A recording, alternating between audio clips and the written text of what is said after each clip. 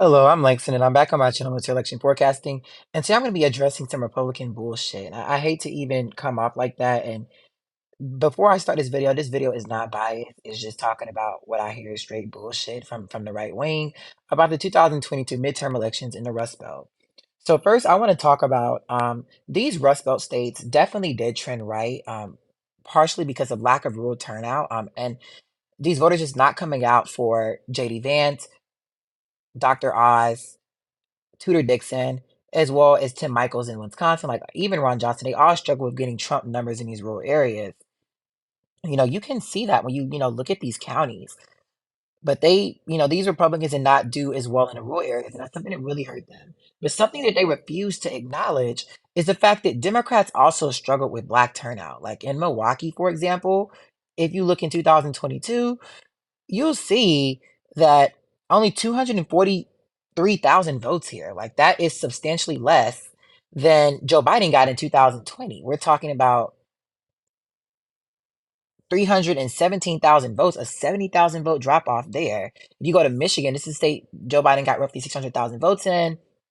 Let's go to see how many because they didn't have a federal election in Michigan. But let's see how many that Gretchen Whitmer got. She only got 457,000 votes there, so 150,000 vote drop there. And if we go to Philadelphia, you'll see that John Fetterman only got 412,000 votes there. Let's see how many Joe Biden got. Joe Biden got roughly 600,000. So we're talking about massive drop offs. So Democrats struggled with black turnout as well. And that's something Republicans don't want to talk about. And I talked about this in my presidential election video earlier that I also released today.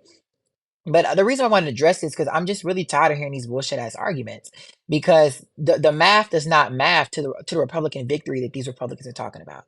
And I'm not coming at this video to be biased. I made the same argument with Texas for Democrats, as well as numerous other states. I talk about things from Kamala Harris, from Donald Trump, and from numerous other politicians' perspectives. But regardless, a L is a L, and Republicans need to accept that they took a L. The same way Democrats can acknowledge they lost in Wisconsin and North Carolina, primarily due to black turnout.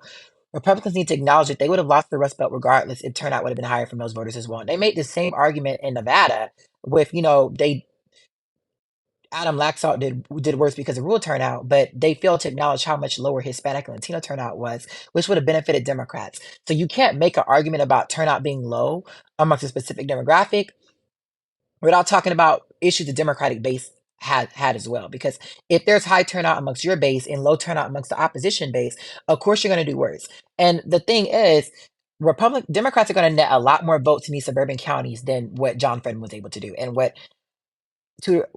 even Gretchen Whitmer was able to do. Like for example, Joe Biden got 206,000 votes in Delaware County. Let's see how many John Fetterman got only 157,000 votes. You look in Montgomery County, 260,000 votes. He still won here by over 100,000, but Joe Biden got 319,000 votes. So we're talking about huge drop offs in the very populated areas, while we're also drop off in the rural areas. There are not as many people in these rural areas than there are in the suburbs and the cities and even the smaller cities as well. So what Republicans don't understand is the math just does not math to you having an advantage because of rural voters. And I'm not going to sit up and act like rural voters will not put a significant dent in these areas. And I do want to point out that I've said this, I made video about this, that the Democratic coalition is absolutely collapsing in the Rust Belt. And the math backs that up. I would never sit up here and deny that. I'm not going to sit up here and deny that Detroit, Philadelphia, Milwaukee, these areas are not shrinking in population, and that's going to benefit Republicans in the future. What Republicans need to also understand is when these voters decide to leave Philadelphia, like when they decide to leave Detroit or et cetera, they do move. Like they don't just fall off the earth. Like they just don't go missing and just stop existing. They don't just stop becoming an American citizen. They move places. Where do they move? North Carolina. North Carolina is the top place where Black people are moving to, as well as Georgia, as well as Texas. You can't deny that those voters shrinking in population are benefiting Republicans, and then say that that's not going to benefit Democrats in North Carolina and that's not trending Georgia left. Like it can't be both. It has to be one or the other. I made this argument that the Rust Belt is trending right. I also made an argument the Southwest is trending left.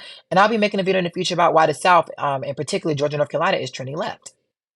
Because again, people need to take their bias out of politics.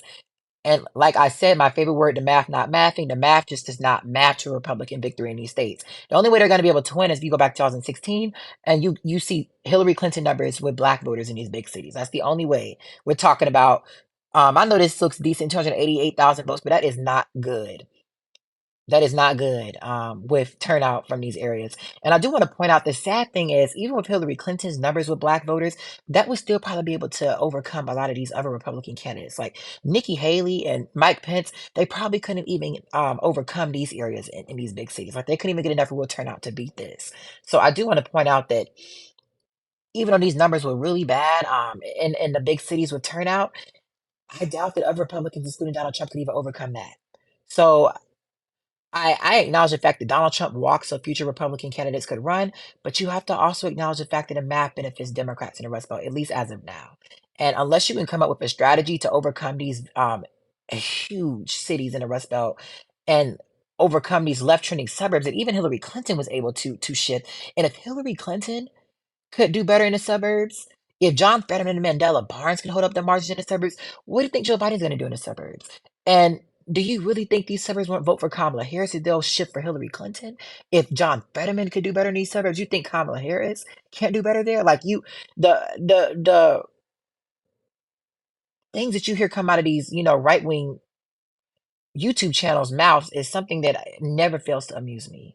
So again, that's all I wanted to talk about is just looking at the math because the math just don't back up some of the things that you be seeing these right wing people say on this channel. And you would never necessarily, I think, kind of get my bias in my video because I don't really talk about my own political perspective.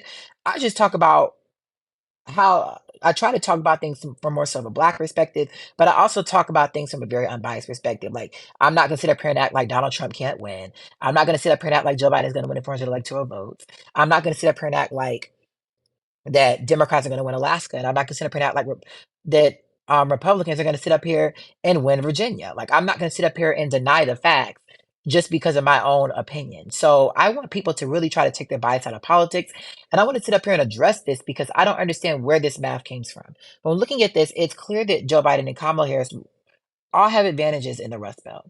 And I expect all three of these candidates to win these. I expect for Joe Biden and Kamala Harris to win here by lean margins in 2024. Unless something substantially changes, we're talking about the suburbs shifts slow down dramatically and black turnout crashes in these big cities. That's the only way Donald Trump can win. And I'm not saying that that's impossible. I made a video about how this potentially could happen, but that's not the most likely outcome. So again, thank you so much for tuning into my video. Make sure to like, subscribe, and comment down below and have a nice day, you guys. Goodbye.